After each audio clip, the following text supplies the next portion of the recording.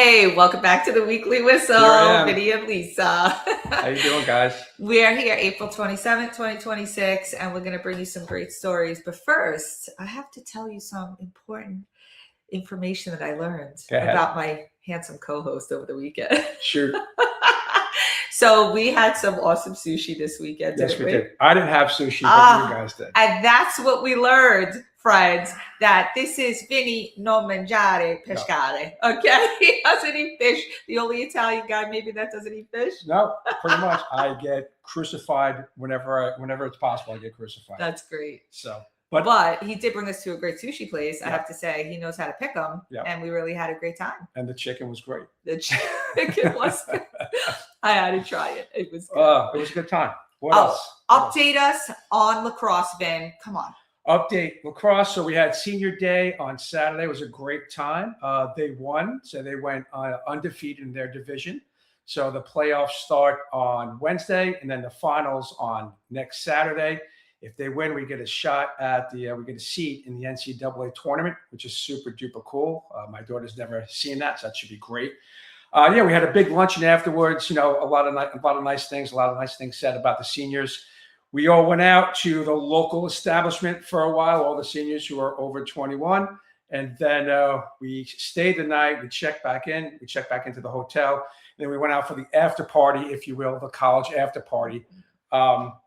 Needless to say, we left about 11:30-ish. So it was a lot of fun. I like to see the girls had a lot of fun. And then the boys lacrosse team came, and it was just a massive party. So it was that's fun. A lot of fun. Mixing it up there. I felt old and small. You said these lacrosse guys were all like age. 6'3". I'm like, hey guys, how you doing? You know, lacrosse is so hot, especially on Long Island, and it is really a game of like strength and the ability to. I want to say like they are the. You could probably explain it better, but the manner in which they swoop that ball out of the net. Is there a term for that in particular? I don't know. I don't even know. It's just the way they play. I've been watching my daughter. It really is a skill. You're watching the beginning, throwing it back and forth. Yeah. You watch it going back that, and all of a sudden they're twisting and turning and changing lanes and shooting. It's a lot of fun to watch. And at the college level, you do get to see a lot more competitiveness. So it was good. And the men's lacrosse is just crazy. So I mean that's a hard hitting game. That's awesome for her. And wishing the best. We're behind them and hope they could take it that's awesome. Hopefully we'll be here next Saturday celebrating, and then we'll take it from there. Anything on your end? So on my end, so we're here still now we're in the home stretch for my daughter's engagement party. So that's super exciting. All the family's going to start coming in this week. We're like totally, traditional Italian style here. So everybody is going to be driving in and flying in, and we all come together, and it's awesome, And eating fish. We're going to have nice espresso, and we have a wonderful Sinatra singer coming too to top it off. That's awesome. We're looking forward to it. I have a band in case you're interested. I do. I know this drummer. Yes. Maybe we'll visit that in a future episode. I like that. I'm in a band with all law enforcement personnel, so it's a lot of fun. And they're really, really good. No kidding aside. We have to post when your next events are because you have to catch them. It's awesome. A lot of fun. All right. Ask away. I know. All right. First topic, ask away. Okay. So law enforcement here, Homeland Security, he's got to tell us what went down with the third attempted assassination of Trump.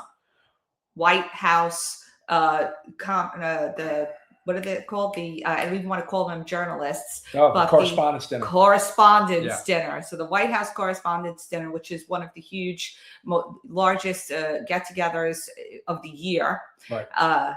We find that this was an opportunity for yet another unhinged person. Yeah. We have a video on it, and I'm dying for Vin to break down. Can we please start with that? Yep. Let's see it.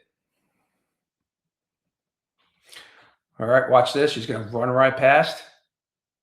This is what the hell is going on here. And now you'll see all the agents and all the law enforcement personnel just start funneling after him. So I counted. It was about 10 seconds from the first to the last shot. So he was disarmed. He was, they took him down pretty quick. And let's just show the photo of the individual. You have it? Okay. That's him taken alive. Maybe we'll have some questions that could be answered. But let's do a little background on him. I just did a little research. His name is Cole Allen, 31 years old, California resident. He's got a bachelor's from Caltech. I don't know if it's engineering or if it's computer science, but he is a teacher or a tutor or got some sort of teacher's award or something. Right? So bought 2 handguns and a shotgun stored at his parents' house, which they were unaware of. He takes a train cross country, stops at Chicago, then goes to DC for this. I probably did that because of security on the train. They're not really looking, for the guns. So better than flying. He'll never get that on an airport. So he probably was able to finagle to get it on a train. He did previously make some concerning statements to family members that he was going to fix the world's problems. He sends a manifesto to his family moments before it happens, denouncing Trump. And he specifically talked in the manifesto about security breaches at that hotel and the ease of getting firearms into the hotel. He belongs to the Wide Awakes, which is an activism, a social justice activist group. And here we have it, sitting here. And how do we describe this? What took place? I think the inner security, it was, 10 seconds to disarm and get a guy. Unfortunately, somebody was shot. He survived. That's great. But look, when you're a sitting president, you are never going to get a shot off. You're never going to infiltrate layers and layers and layers. You're just not going to do it. For every Secret Service agent and law enforcement officer there's 10 behind the scenes. And you just saw just a half a dozen just running out from the doors behind. So, I think maybe he looked at Butler and was kind of like, that wasn't so difficult. So maybe not to get a gun to the hotel, maybe not be impossible. But to breach in there and to successfully do what you want to do is kind of tough. I don't think on a sitting president you can be able to do that. The other thing you got to think about is that all these delegations are there, the vice president's there, the president is there. Everybody has their own detail. So it's not like the president has his detail there and it's say, well, the vice president's detail's there, so we don't need as many people. That's not the case at all. Everybody works independently. President's detail works independently. They may be on a separate channel to monitor and call out his movements. The vice president has his own detail. Besides that, every single delegation, every person that's sitting down in that area has their own detail also. So they already have an armed person sitting next to them and probably 2 or 3 shift agents that are sitting outside. So you are loaded. You are loaded with personnel, with law enforcement personnel. Which was clear that he didn't know that, right? So that's some relief that he didn't have a deeper understanding of how the security is laid out. So it really, again, goes to show that possibly, this guy was an anomaly without really any inside affiliations, which is kind of good to know.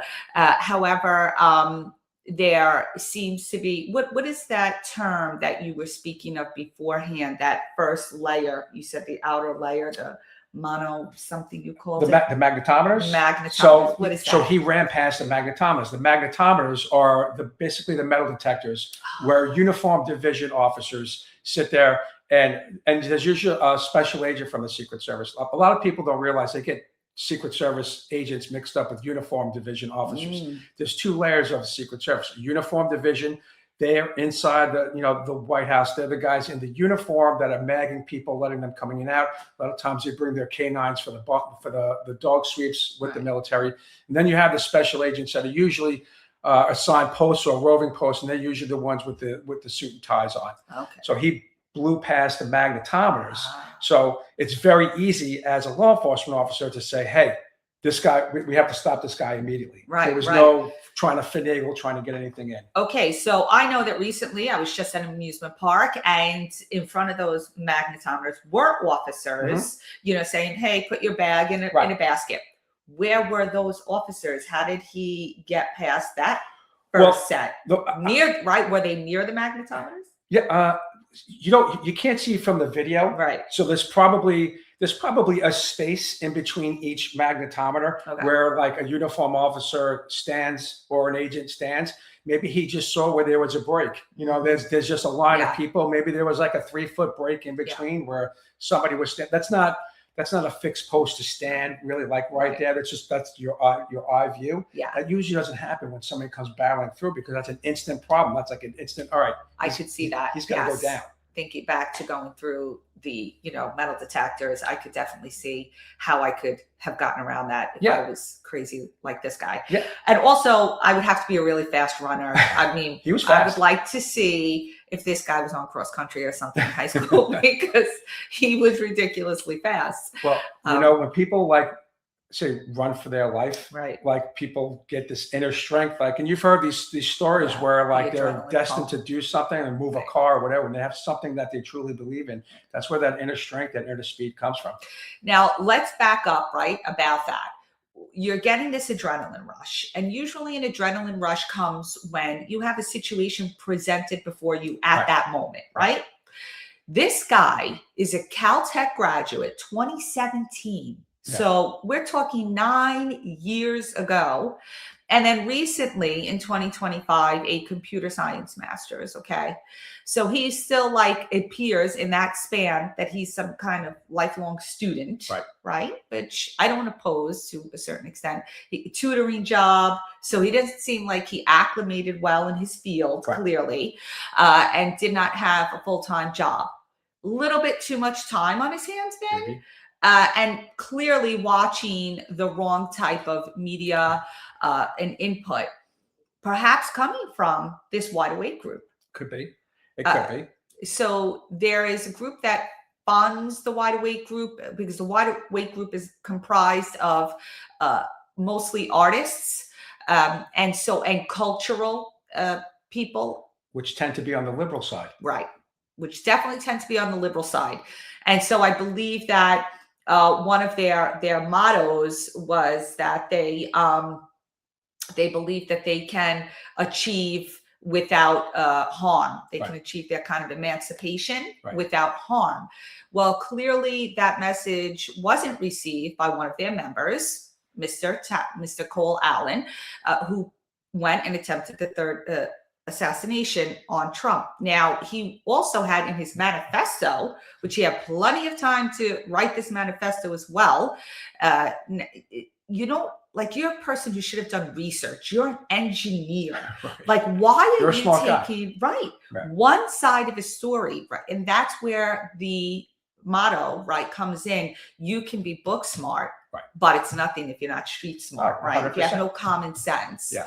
He was not able to differentiate what was false and what was true because his manifesto told us a lot about his thinking. And he hated Christians. Yeah. So and came from a Christian family. Yeah. So who knows? I mean, maybe within this group, maybe there's a little side chats where it gets a little bit more extreme. Yeah. And that's probably where it came from. Where didn't that come from? Like President Lincoln, like the President Lincoln originally days? So the name they took from a group that had supported President Lincoln in the 1860s, also called the Wide Awakes, for the emancipation of the slaves. And so they took it now and are claiming emancipation from, I guess, oppressive governments.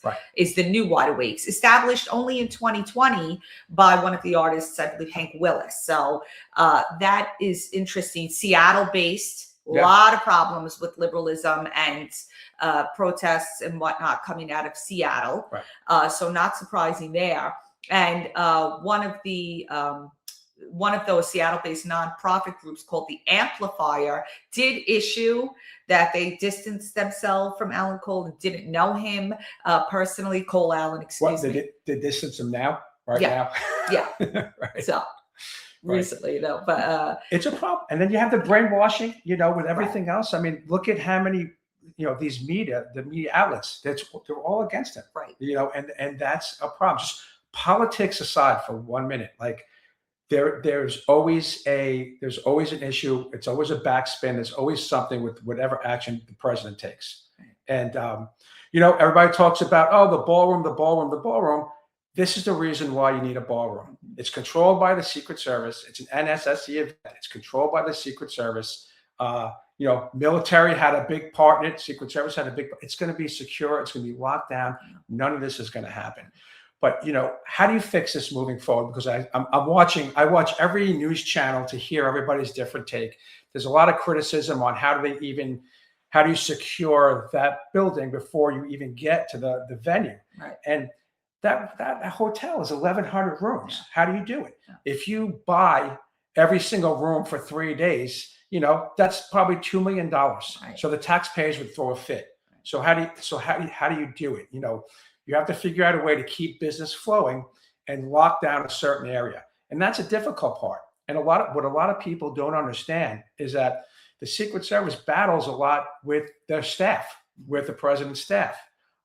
It's always like this. They look at it as a publicity event. We look at it as a security event. So how do you get the maximize his publicity while keeping him safe? And there's usually two different avenues. And a lot of times you clash, but you'll clash even at former President Clinton's level, where the security is I don't want to say is much less, but it's much different than the current president of the United States.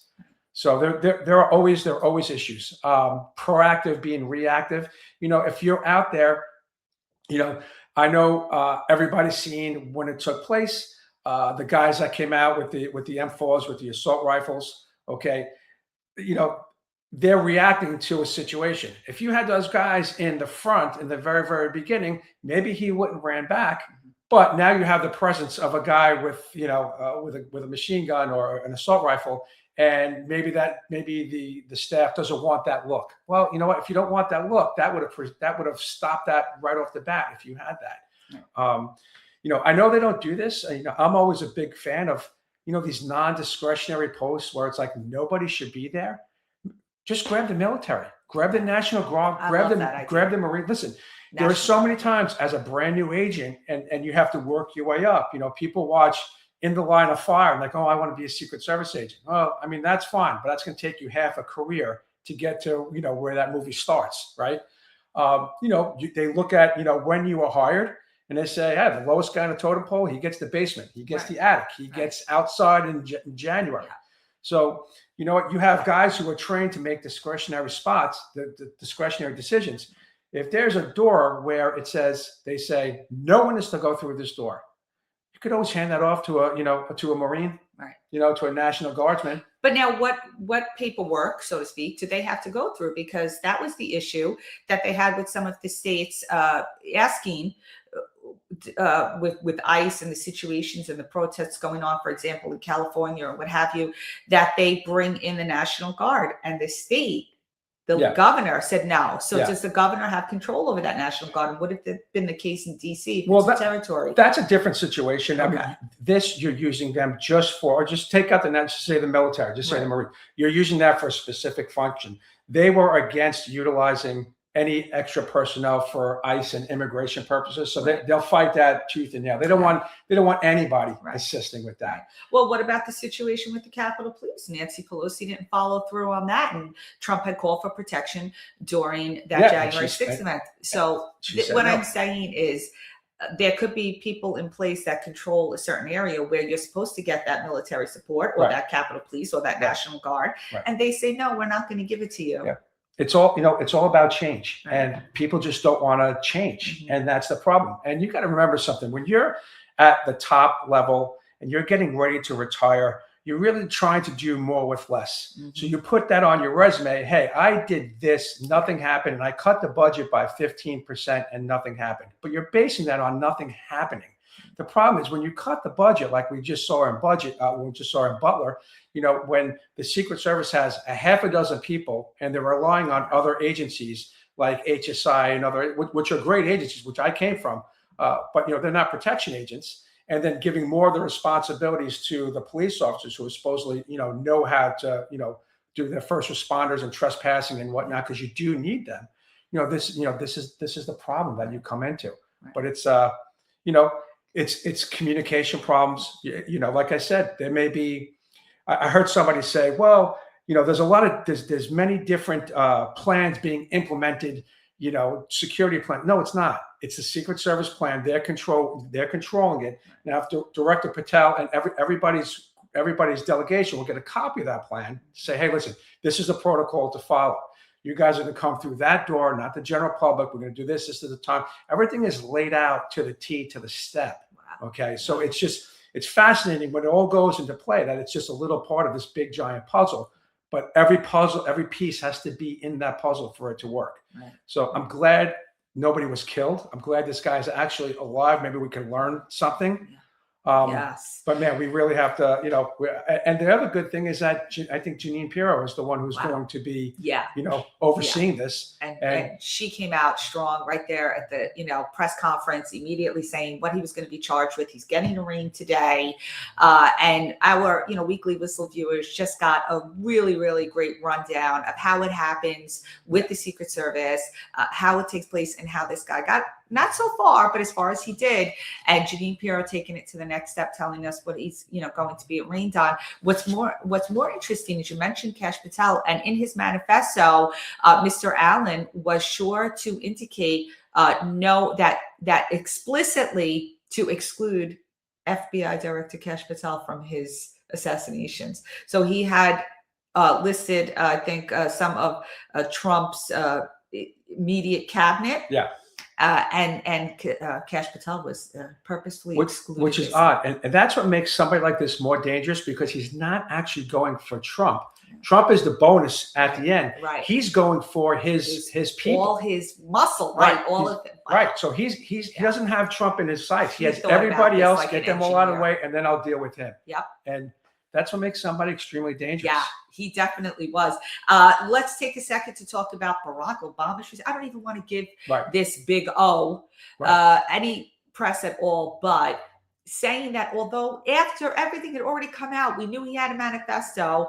He says, although we don't have the details about the motives. That's it. That's all you got to read. That's it. Like, what? Yeah. Again? Yeah. I just... unreal. First of all, just go away at this point. You've done so much damage to our country, and it's just it's frustrating. Yeah. And one person who responded to that X post said to him, "Stop lying. We all know the full motive. The shooter wrote a manifesto and wanted to kill the president. Why are you lying?" Right. Just let it be. It just enough is enough. And that's the problem. For 1 week, you'll see everybody coming out on the Democratic side. Oh, the violence needs to stop. The violence needs to stop. Yes, the violence needs to stop on both sides, on everything. There should be no violence. Everybody has the right to be safe. Right. With that being said, like I just looked at one of my friends on Facebook who has TDS, and he says, I don't wish the president harm, but I wish he was jailed. And it's just like, what is wrong with you people? Like, I didn't vote for, President Biden, but you know what? I kind of know like he wasn't well. And I would think that the majority of the Democrats would just sit back and go, hey, we have a problem with this guy. He's not running the country well. Right. And that's from a non-political statement. My whole career has been non-political. You protect the office, not the person. Yeah. So it's just crazy. You'll see this happening this next week. Everybody's even, watch The View this week. See what they say today. They're going to be like, oh, we don't wish him well. Tomorrow they'll be calling him every name in the book. Absolutely. Absolutely. And you wonder why he comes back with such ferocity.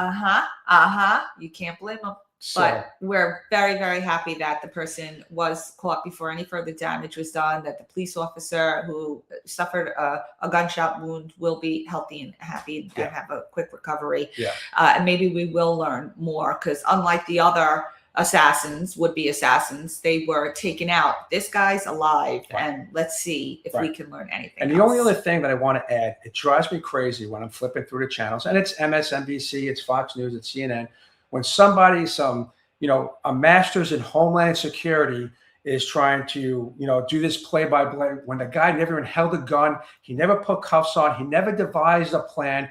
There's an FBI guy that's always on the news, and I respect his career.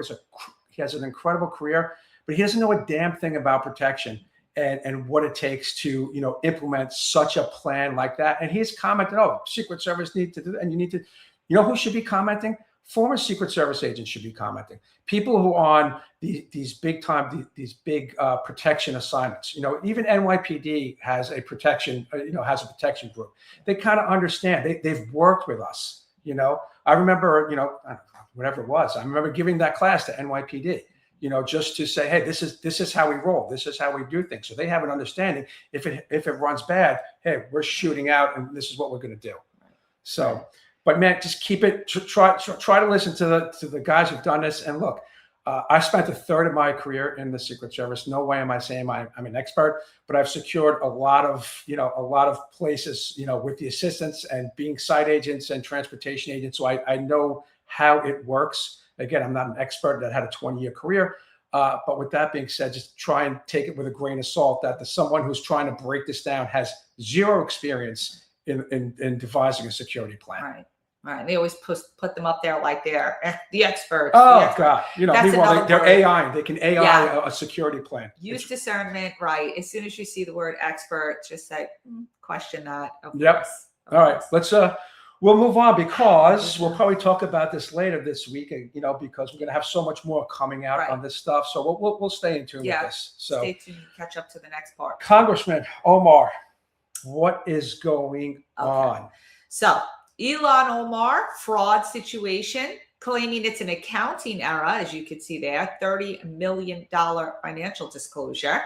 And her household assets between $6 million and $30 million, and up to $5 million is attributed to her husband, Tim Mynette's wine label, and up to $25 million attributed to her husband's venture capital firm, Roselake Capital. So interestingly enough, Escrew, the wine label, was formally terminated April 4th, right after their disclosures. So weeks after House Republicans opened the inquiry, and the winery was not a traditional operation, but rather a label that was subcontracted to other producers throughout the West Coast. A prime investor had already sued Mynette for fraud in 2023. And so we have a lot of issues going on here. House Oversight Committee Chairman James Comer had sent that records request to Mynette, noting that the companies went from being worth about $51,000 in 2023 to as much as $30 million in 2024. Right. This is crazy, and it raised concern that unknown individuals may be investing with Omar, obviously her husband, and her circle to gain influence. Isn't it now amended to like 95,000 or something like that? There was some crazy amendment where she said it was a clerical error. Yeah. But President Trump gets 34 counts on a felony, but there is no victim. No. That's crazy. Yeah. Look, the double standard is insane. Yeah. And I think it all depends, right, on where the prosecution takes place, or where what state. And I mean, look, you're in a blue state. You're in Manhattan. You know what kind of people you're going to get behind. I mean, they may be good people, but you know where their mind thinks. Right. You go to Texas, you may find something else. So that's what you have to deal with. But let's go through like her allegations, right? Unsubstantiated allegation that she married her brother to become a U.S. citizen. I can't for the life of me not figure out how they have not made that a conclusion or not. That's a simple DNA test. Whether you grab her glass on the side and her brother's glass on the side, you swipe and you find out. Or you just ask just to put, if it was me and I didn't do it, I'd be like, you know what, here's my DNA, take my brother's DNA. I can't bother with this nonsense anymore. Okay. They get it done on Jerry Springer. They used to get it done faster, right? That's crazy. Right. You are not the husband. But they shut down after 7 days after all this nonsense. She was in the largest pandemic era fraud scheme, $250 million in the U.S., which involved stolen federal child nutrition funds. That took place in her district. She failed to appear before a state oversight committee to answer questions about this case. And there's possible ties to a safari restaurant where that venue received over $16 million in fraudulent funds. I mean, there's a lot of stuff happening there. Right. A lot of movement going on, especially in light of all the fraud that was uncovered regarding the daycare centers and the transportation services that were in Minnesota. So this woman, in her own right, makes no sense, honestly, because a congressperson is making approximately $175,000 a year. and so many of them are millionaires. Yeah. And I think it was Elon Musk who pointed this out after he had established Doge. It said once you start to follow the trail of breadcrumbs, then you begin to find exactly this, what James Comer and them are looking into, in that there is a total obvious scam of use of politicians and their political power, paying them off and making them compromised. All of them. With greed. Yeah, all of them. All of them. It's not one side or the other. It's all, and you look and you say, how did this person go from making 175,000 and I don't even know when she came into Congress to you can't say everybody married into money. Right. No. And that's a problem. And the other problem that not more than a decade. It's been not more than a decade. Right. How does that happen? Where is that business book? I want to read it because I'd like to hit that mark. Yeah. But we just had, I think yesterday or the day before, we had a Somali person caught at the border that is suspected of piracy, that he was involved in piracy back in Somalia. So that northern border is still a problem. Right. So, these people come through the northern border. They come through Vermont, New York. It's just that I forgot the name of it. It starts across the Canadian border as well. Yeah, there's a certain area where a lot of people come through. Right. And Border Patrol has a hard time in the northern border because of the terrain, because people don't realize it is mountainous. They always hear the southern border where there's checkpoints and gates.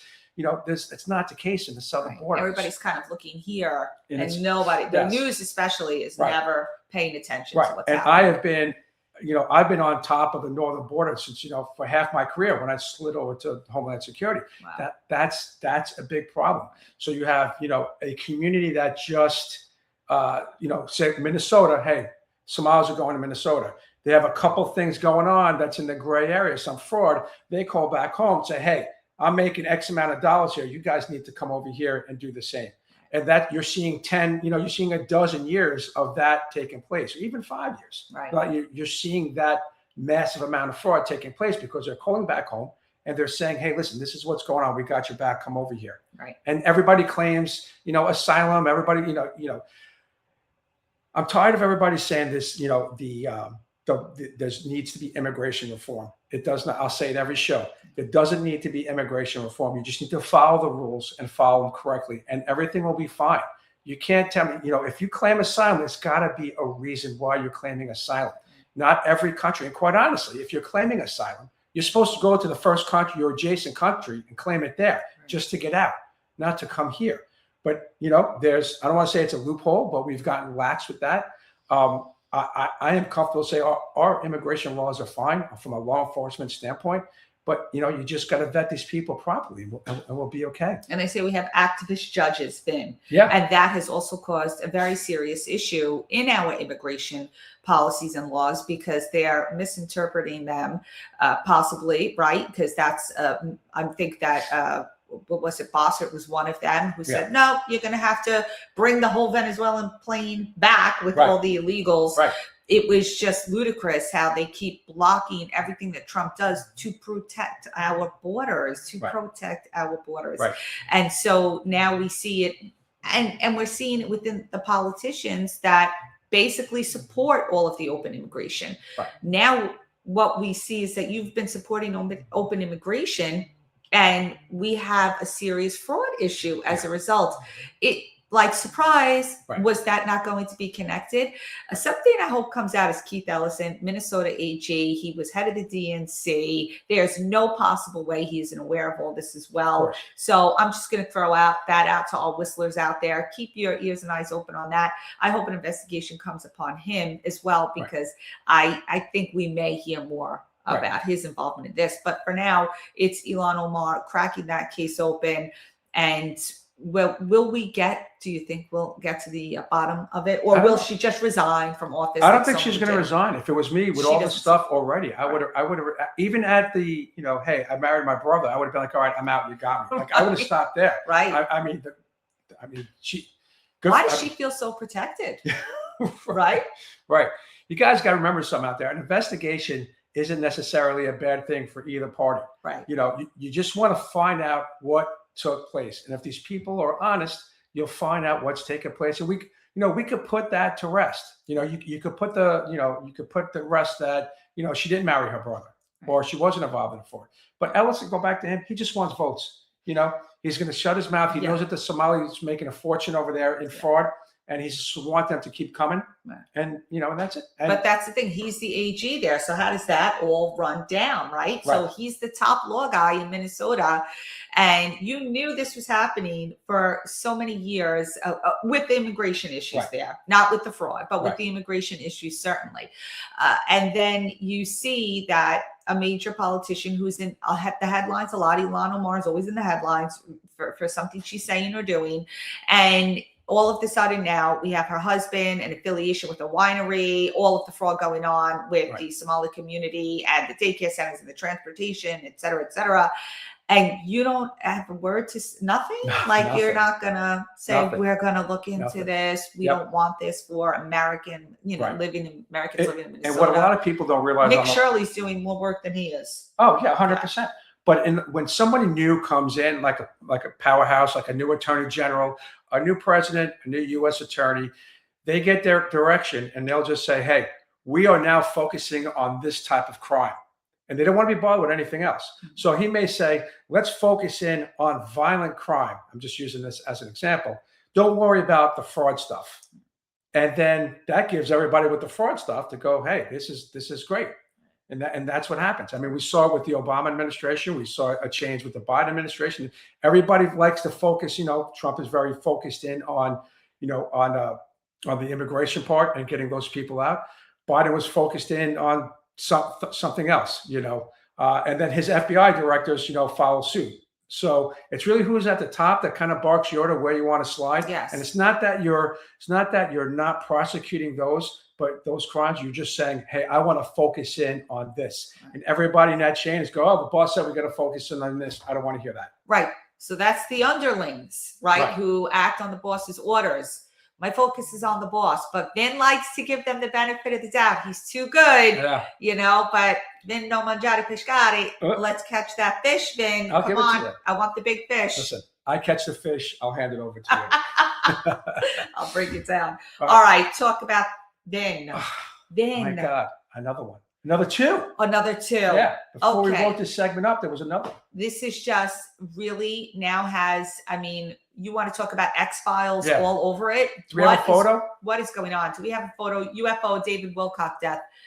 Paranormal writer, YouTuber, UFO insider, all affiliated with what has been going on with the recent deaths. We had upwards of 11 NASA affiliated or scientists affiliated with government work regarding all different areas, cancer research, UFOs, jet propulsion, very, very intelligent people dead, missing, suicide claims. And now we have David Wilcock, who is an author and an Ancient Aliens personality. He died April 20th in Colorado. They're claiming it was a self-inflicted gunshot wound after a 911 call was placed. So that is odd. And they were reporting a mental health crisis. Mind you, that 2 days before his death, he had live streamed on YouTube for 3.5 hours saying, these people are disappearing. Scientists are going missing. And it's a little bit scary. He was speaking to it 2 days before he suicided himself. And he had expressed specific concern regarding fellow researchers Nick Pope and Eric von Daniken. So there is a lot going on. And also know that he stated publicly that he was not suicidal. This is extremely scary. Then who is the second person now? Second person. This happened over the weekend. His name was Matthew Sullivan. He agreed to testify in front of Congress very recently, about the UFOs and disclosure. And they're saying now that he had an accidental overdose between anxiety pills and alcohol. And he was an Air Force intelligence officer who received the Bronze Star. He was a Bronze Star recipient. Wow. So, you know what? I don't, and you know me, I try to debunk the conspiracies. We talk, I'm like, there's got to be something to this. This is crazy. I don't understand how a Bronze Star recipient, Air Force intelligence officer will get hooked up into alcohol, anxiety meds, muscle relaxers, and he's willing to testify in front of Congress. If I'm willing to testify in front of Congress, I'm squared away. Like I know what I'm talking about. And plus, Congress on either side is not going to have somebody who's, who hasn't been properly vetted to say this guy's on all kinds of, anxiety pills and alcohol and everything else. So that one doesn't make sense. No. But going back to Wilcock, when he did that podcast, what we were talking about for 3 hours, his friend Corey Good, he claimed that he was getting cyber stalked and harassed for in the past leading up to his death because of what he was going to bring out. So this is crazy stuff, and I don't think we're going to stop talking about this either. No, and we have our producers letting us know too that Nick Pope, he was a British scientist, a UFO, investigator. So we're talking some, he's coming in with the news about Britain, and then things perhaps going on there, and he was sharing that with Wilcock. And then we have a lot coming in from missing Chinese scientists as well. Right. This seems to be a bit of a global problem, not just here in America, but the American ones have, finally, surfaced, thanks again to James Comer. I think he's the one who also, so aside from breaking with the Elon stuff, Comer again is here on the issue with the death of the scientists. Very mysterious. Yeah. Very mysterious. Yeah, it's crazy. And it leads you to believe if this is really happening in China, if this is happening here in other countries, is there some sort of, task force in the Antarctica that's really working on this with the heavy hitting countries that say, hey, these guys are going to blow the whistle. Let's I don't know. Right. It's way too coincidental. And again, I was never a homicide detective, or I didn't work any homicide cases, but you could take this and break this apart. All these things in common, all these common factors across the country, across the globe. It's just with the same topic of discussion. It's just not right. And this is where common sense comes in, and we're saying you can put 2 and 2 together, use your discernment, and begin to see that something doesn't smell right, something doesn't sound right, something doesn't feel right. Yeah. And no one's really talking about Nicholas Pope, but it was just April 6th when he died, and that is why Wilcock was referencing that. So this is really, again, things that are happening on a quicker scale of knocking these people off. And I remember with one of the conspiracy theories that they said regarding the landing on the moon, who could, lie about? There was so many people involved that would have had to cover that up. So there had to be a legitimate landing. How could that be? Well, what is possibly being covered up here that we're upwards of 14, 15 people within this circle, this realm, that are gone. Yeah. And they're scattered. They're scattered throughout with kind of different responsibilities. Like, you know what I mean? It's same, but different. Right. So who knows? It's just, it's bananas. You know what? I have a feeling we'll still be talking about this in the future. This is the hope that perhaps, maybe, Wilcock, being an author already, that he might have something locked away. I hope so. In some locker somewhere, maybe multiple copies of it, because that's what they say about why Ghislaine Maxwell might not even be dead yet, because she's got too much on people. Wilcock worked for, he was director of advanced technology for the Savati Aerospace before becoming an author. He's got inside information. All right. He's got stuff on He paper. knows people. Yeah. And so on that note, I hope he was perhaps smart enough to, especially in light of how concerned he was about fellow researcher Nick Pope's death, that and Eric von Daniken, that he himself perhaps left something in someone's possession which may shed more light. Yeah. Let's hope. We'll keep following it, and hope nobody else disappears or dies. This is hysteria. Just crazy and too coincidental. Absolutely. All right. I'm going to start you off on this one because I know this is near and dear to your heart. Yeah. New York's education commissioners ordered Long Island's Massapequa and Locust Valley school districts to allow transgender students to use bathrooms and locker rooms aligned with their gender identity. Okay. Well, we're gonna break this down I did that. You can do this. And so the way that Vinny breaks things down for you on the law enforcement, homeland security level, so intricate. Let me talk to you about what is taking place here in New York State education. So 30 years in education and many years within the 5 boroughs and then to the state. So there's a difference between the city schools and the state schools, right? However, the New York State Education Department, for the large part, is the one that oversees all of the county schools, okay? 67 counties in New York State. And Commissioner Betty Rosa has been the voice, but we have the regions who kind of control that board before Betty Rosa even speaks. And many people don't see that part. 17 of them and 14 of them active.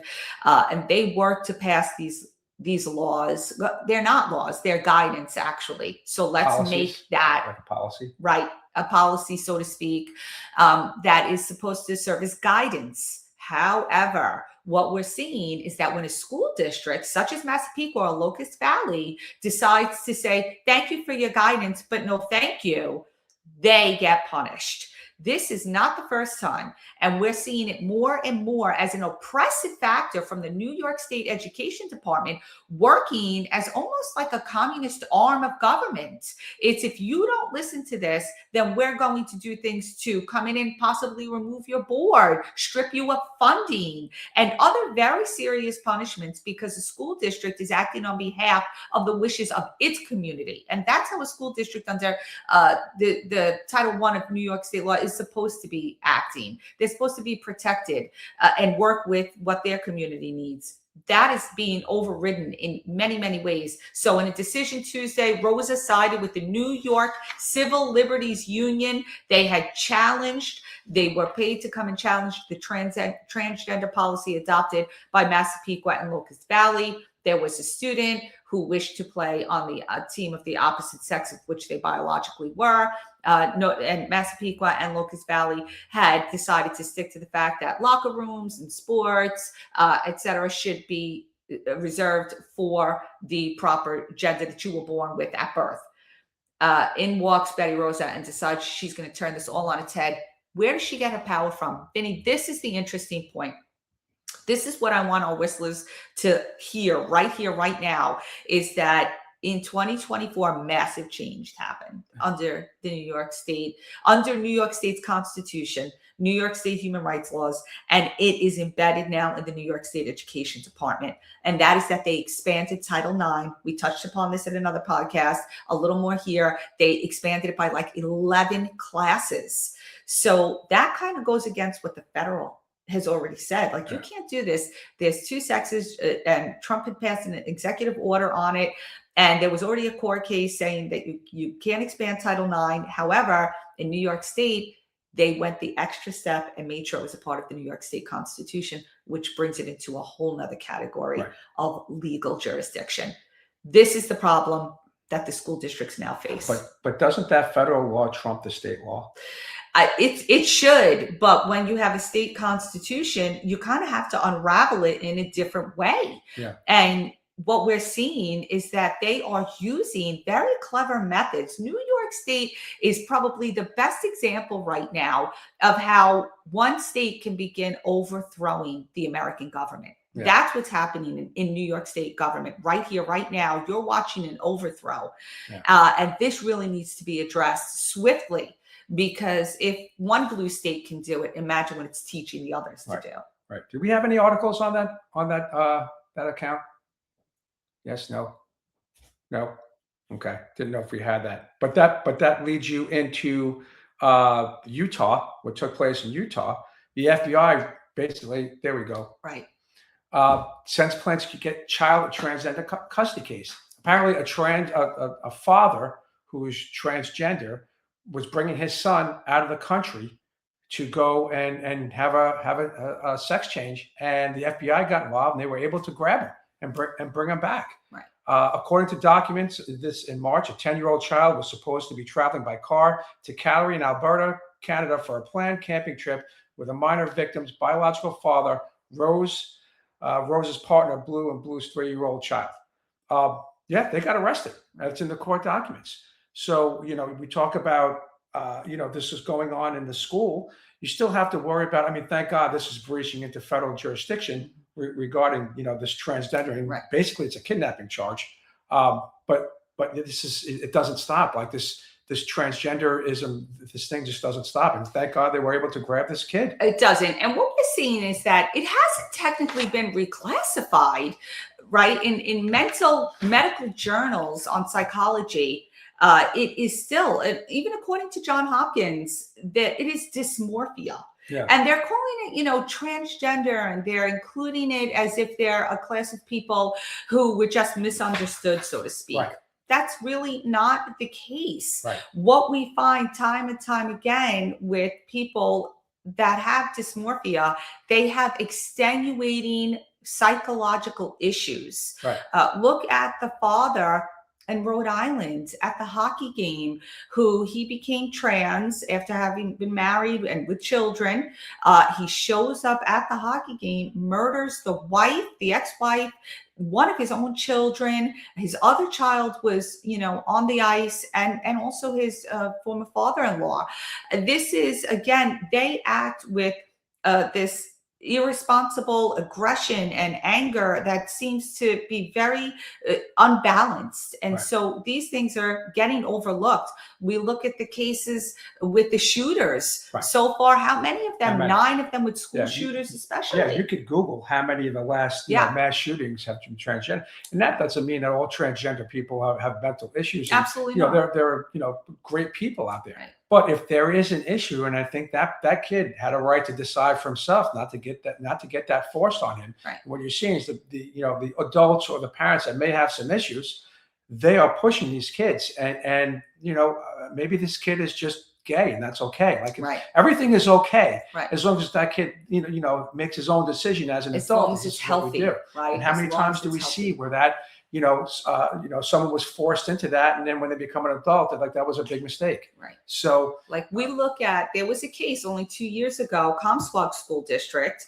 The teacher, she was in the news as well. She had groomed her students. Yeah. She was a single mom with a gay child. Makes you think about what she might have done in her own household to groom her own child. Munchausen, again, is another thing on the rise with this situation. Right. But she was a teacher in the public school system, and she had encouraged her fifth graders, fourth graders to experiment.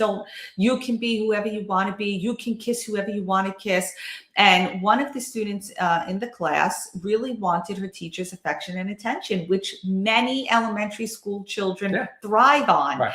And so she agreed to play the game and change her name and take on a boy's name. And this went on for about 7 months until the child really didn't want to play the game anymore, but then was scared of rejection or anger from her teacher. And so she wrote a suicide note. And it wasn't until that suicide note was uncovered and shown to the parents that the parent had any clue that this was taking place for months right here on Long Island in a school district. And how do you feel as a parent seeing that? Exactly. I'd pass out. Exactly.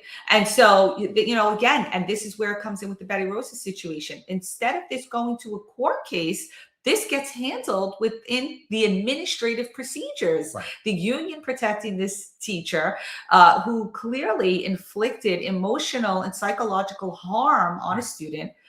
First, they try to move her to another grade. Right. It was the following year. I attended that meeting. I had to come in support with the research for the parents who came forward. And there were that particular class she was transferred to, then ESL. Yeah. Second language students in first grade. Yeah. And so they couldn't go home and really explain to their parents, oh, my teacher said I should kiss the girl next to me when I'm a girl, or kiss her in first grade. Right. So these things are where the problem rises. People want to say it's transphobic. No, this is new territory that has to be treated extremely carefully because there are a lot of variables playing a role here. And it's not political. Right. And you got to keep this out of the political spectrum. It's not political. This is an issue that needs to be addressed. Just address it the correct way. Right. And that's it. So, all right, moving on. Well, last but not least, street gangs, then? Oh, crazy. We got a photo. We got an article of that.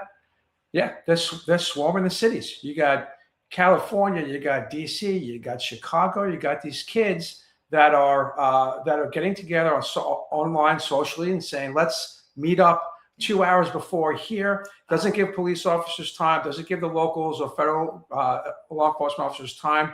They don't know where it's happened. By the time they figure it out, it's way too late. This is a problem. They're mandatory, curfews in certain places. But, my thing is, where are your parents? Where are these parents? Right. So, I mean, right. I mean, okay. And I want to know who, okay. So let's go to video games for a hot second. Let's go to social media. Let's look at where these kids spend a lot of their time. If they're even in these chat rooms, right.